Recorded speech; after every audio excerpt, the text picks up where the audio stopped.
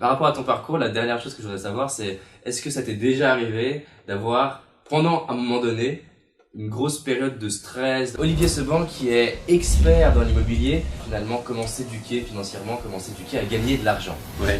Alors, tu es l'auteur d'un livre qui est très connu aujourd'hui, c'est un best-seller. Ouais. Tout le monde mérite d'être riche. Ouais, j'étais entrepreneur, enfin, je suis toujours entrepreneur et bon, quand je te dis j'ai déposé le bilan, c'était pas une période très facile à vivre, hein. Moi, j'avais, pour raconter un peu ma vie, je dirais à 27 ans, 28, 29 par là, je suis tombé en dépression, hein. J'ai fait une dépression, donc vous voyez, je suis pas Superman, je suis quelqu'un de tout à fait normal. En même temps que l'entreprise, en fait. Oui, mais c'était lié à ça. J'ai fait plein de choses en même temps, peut-être trop. J'ai acheté un appartement, j'ai fait un enfant, enfin avec ma femme. C'est pas le seul homme à pouvoir faire des enfants.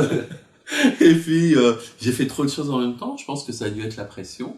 Puis j'ai pété les plombs, quoi. J'ai fait une dépression, donc je suis quelqu'un de complètement normal, quoi. Tu sais, c'est intéressant parce que donc moi j'en ai 23. Ouais. J'ai tendance à faire beaucoup de choses. Alors, si t'avais un conseil à me donner, mais au passage aussi aux personnes qui font beaucoup de choses, comment éviter d'en arriver à la dépression? Parce que c'est vraiment possible que j'y aille.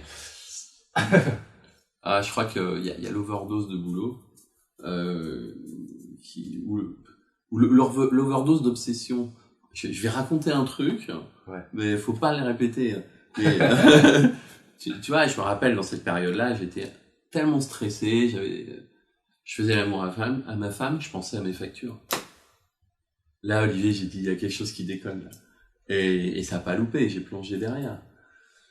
Donc, faire attention, prendre du recul, et je crois aussi, ce qui permet de prendre du recul, c'est de jouer avec les choses, de prendre la vie comme un jeu, et de se dire une chose, que le plus important, c'est pas obligatoirement l'argent. Alors, c'est facile de le dire quand on en a, Ouais, c'est le plus facile, mais votre recherche constante, elle doit être surtout orientée sur votre bonheur.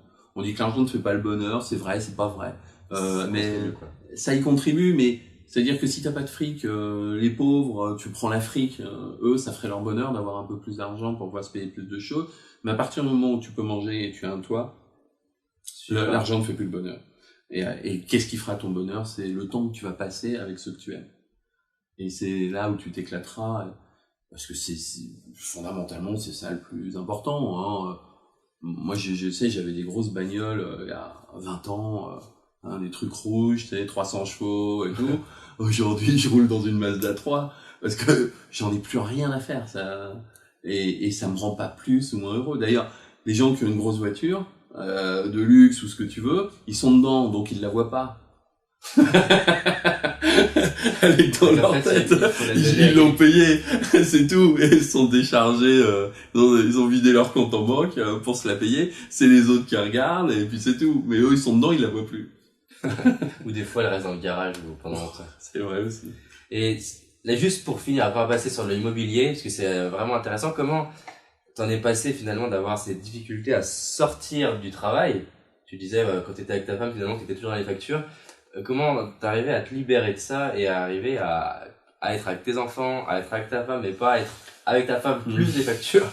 Moi, mon grand objectif, dès le départ, quand j'avais même plus jeune que toi, je savais que je voulais faire ce que je voulais de ma vie. Ça veut dire que je voulais avoir ma liberté. Et donc ma problématique, c'était de dire qu'est-ce que je fais pour avoir ma liberté. Donc il faut que je gagne de l'argent en moins de temps que les autres. Ouais, je connais C'est-à-dire, bien. au lieu de gagner sa vie en bossant, moi je voyais ma mère, hein, qui a été 40 ans employée au Crédit Lyonnais, j'ai dit, non, moi j'en veux pas.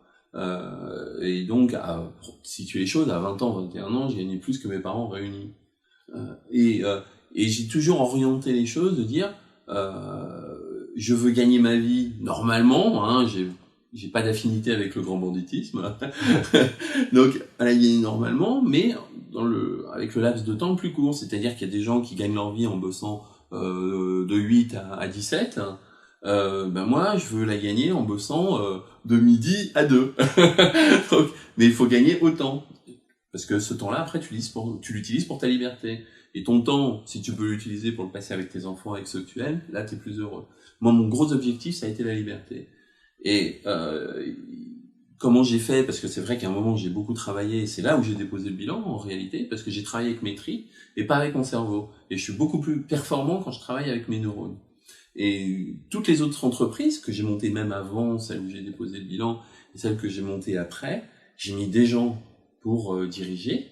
Moi j'ai fait que du management de cadre sup, à mon niveau. Résultat des courses, j'avais des grands bureaux dans le 93 à Rosny-sous-Bois, pour ceux qui connaissent. J'avais mon bureau, j'y allais 2 jours par semaine et 3 heures par jour. Et puis j'allais faire ce que je voulais, quoi.